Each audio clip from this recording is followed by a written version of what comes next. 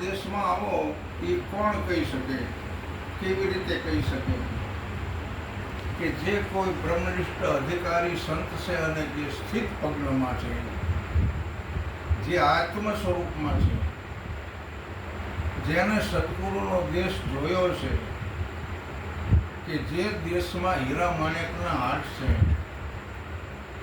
જે દેશમાં હીરા રત્ન જડિત દરવાજા છે, જે દેશની અંદર પવિત્ર સુવર્ણના સિંહાસન ઉપર બિરાજમાન ગુરુ મહારાજ છે, આવો જેને દેશ જોયો હોય એ દેશને આપણે દૂર જોવા નથી જવાનું, પણ આયનાય આપણી શુદ્ધતા નક્કી કરી શકે છે. કારણ કે નામ નક્કી થાય પછી આપણને દેશ નક્કી થઈ ગયેલો છે, અને પછી એ બીજા સંતોને જગાડવા માટે આકલ કરે છે કે અમારા દેશમાં આવો, તમારે ભગવાનને જોવા હોય તો. જ્યાં કાળ ગતિ ન કરી શકે, વિઘ્ન ન આવી શકે અને સંતને ભાળેના કાળ શરમાઈ જાય.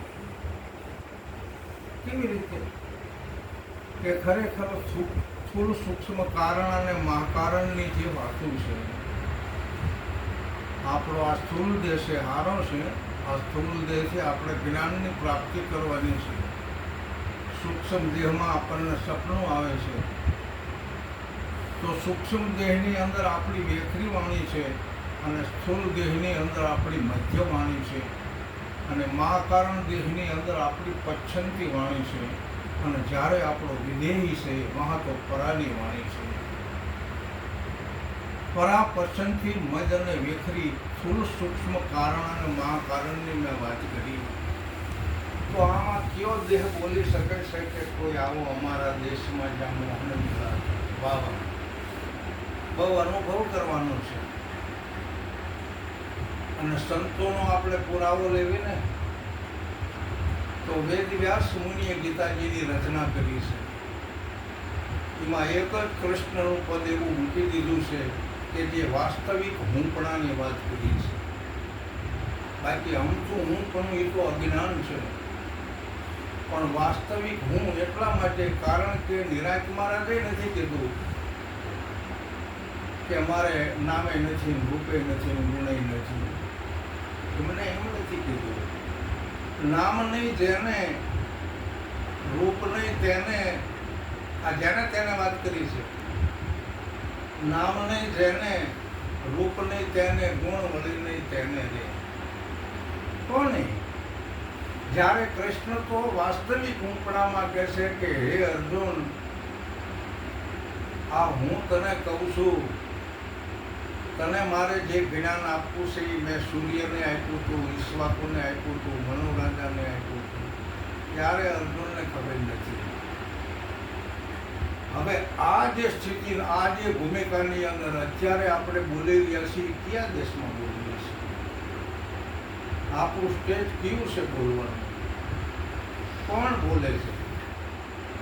બહુ સરસ મુદ્દો છે. સુખરામ મહારાજના અનુભવ ઉપર વાત કરું છું. આ સુખરામ મહારાજ ભમોદરા થઈ ગયા, ભાવનગર જિલ્લામાં આવ્યું. ઇતિહાસ લાંબો છે એમનો. સુખવિલાસ ભજનાવલી ઘણી છે. બહુ અદભુત વાત કરી છે. ભૂતોની વાતો તો બધા કરે. અખંડ અનાદિ આત્મા આપણામાં છે, અને આ મનુષ્ય જીવનની અંદર જે આત્માને ઓળખી શકે એ જ આપણે ચેતન બનવાનું છે. અને જ્યાં સુધી આત્મા નથી ઓળખાણો ત્યાં સુધી તમે જડ છો. ચેતન આત્મા તમે પોતે અત્યારે આ શરીર સહિતની વાત કરી છે. બાકી જળમાં જડાત્મા છે, પશુ પંખી અને કીટાણુઓની અંદર મૂઢાત્મા છે, પણ તમે તો ચેતન આત્મા છે. અને આપણા ગુરુ મહારાજ આપણા માટે પરમ આત્મા છે. બહુ સમજવાનું છે. એથી બીજે ક્યાં આપણે ગોતવા જવાનું? આપણને સદગુરુ મળ્યા હોય અને એ આપણા માટે શું છે? આવો ગુરુગમ પ્યાલો જે સદગુરુએ આપણને પાયો છે, ને પાયા પછી આપણું કંઈક પરિવર્તન થવું જોઈએ. પરિવર્તન વિના કામ નથી આવે એવું.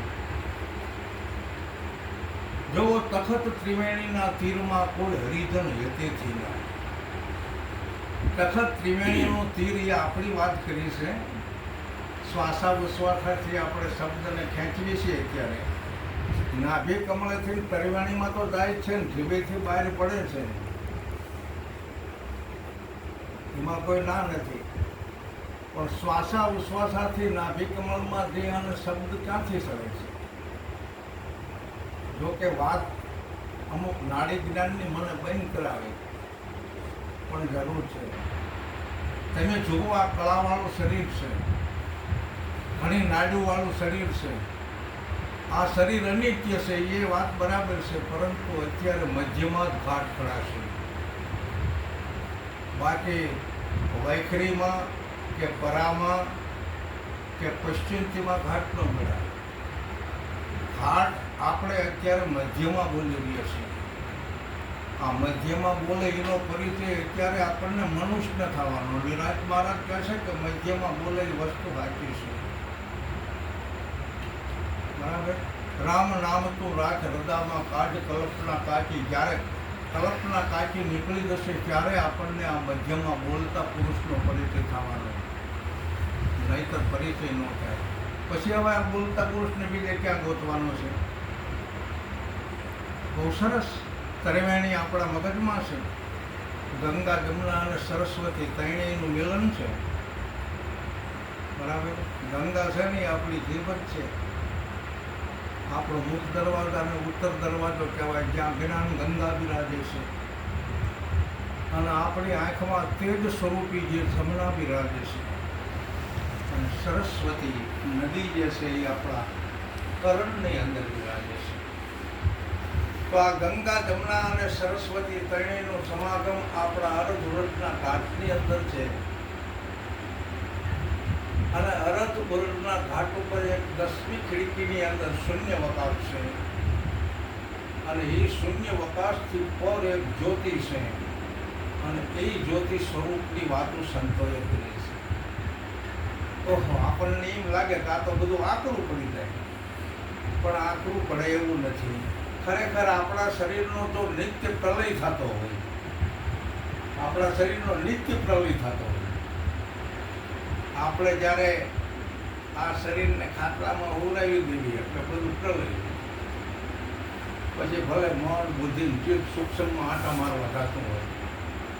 અરે ભીખ લગાડે છે, બરાબર. સૂક્ષ્મ દેહ કોઈ દિવસ ઊભો નથી કરવાનો. આપણે શ્વાસા ઉશ્વાસાની અંદર ભજન કરવાનું છે ગુરુ મહારાજનું. બહુ હોણા આવ્યા, બહુ સપના આવ્યા, હવે સપનાને ઉડાડો. અને આ પણ સપનું છે. આ સપનાને ઉડાડવા માટે સદગુરુ કહેશે કે તમે કોણ છો. આટલી બધી જ્ઞાનની પરાકાષ્ઠાની વાત કરી છે. અગમ અપાર જ્ઞાનને કોઈ મહાવિરલાઓ, મહાસંતાઓ સમજી શકે છે. એને ખૂબ ખૂબ ધન્યવાદ છે.